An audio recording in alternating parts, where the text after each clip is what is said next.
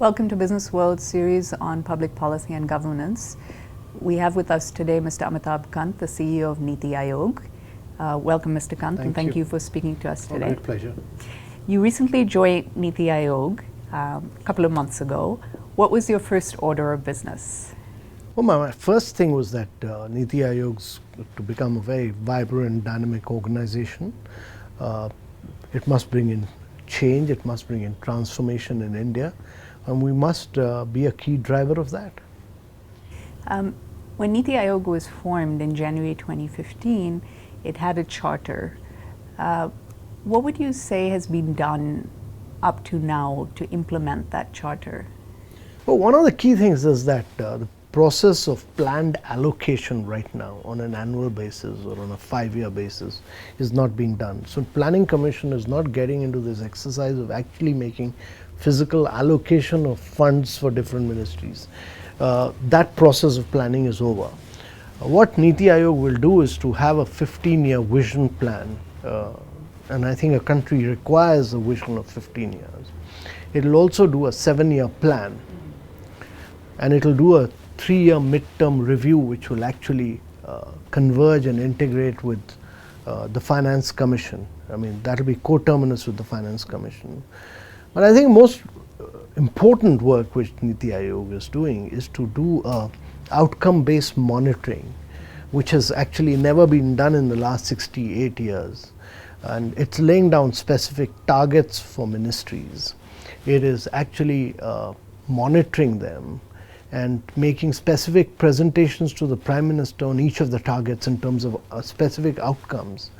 And then these are being put into with the timelines being put into the minutes of the meeting, and then we've created dashboards. So I think these dashboards then become the key about delivering on ground the specific plans. And each ministry, whether it was infrastructure sector, whether it was health, whether it was education, very detailed minutes have been issued. And I think therefore the focus right now of NITI Aayog is to ensure that outcomes are laid out, they are implemented on ground, and that to my mind is the biggest change, that NITI Aayog is not just making lofty plans and visionary documents, but also becoming a key driver in terms of implementation. The focus is on implementation, implementation, and implementation.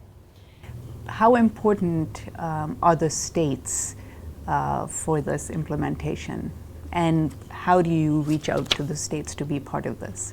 States are very important. I think India is a very large country. It's the states which have to bring in radical changes. And my own experience from my earlier time at Department of Industrial Policy and Promotion is that you need to work very closely with the states. So there, for ease of doing business, we laid down 100 points on which states had worked.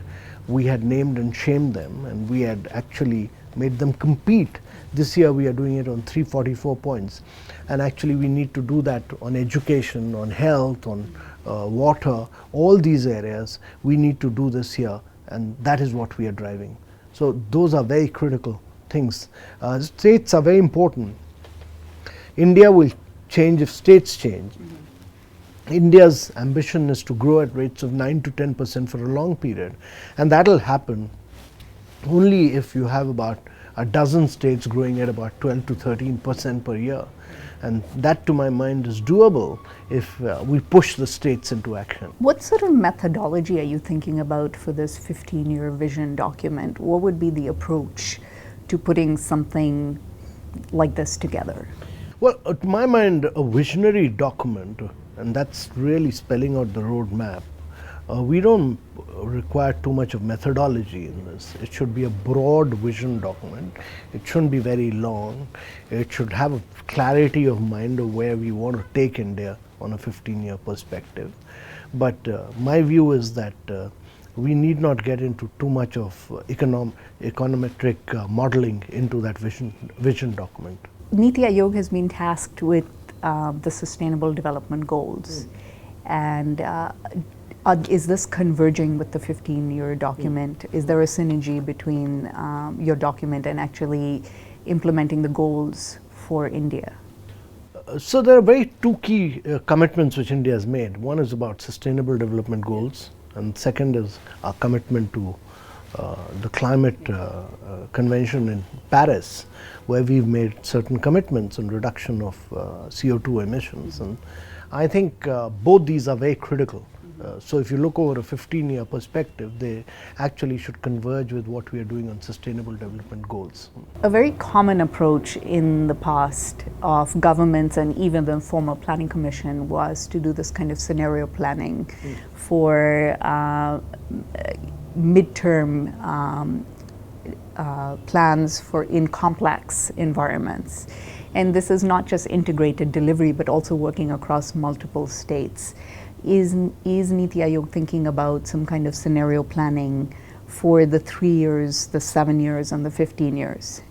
Well, for 3 years and 7 years, yes, we'll have to do scenario modeling. We'll have to interact with the states. Yeah.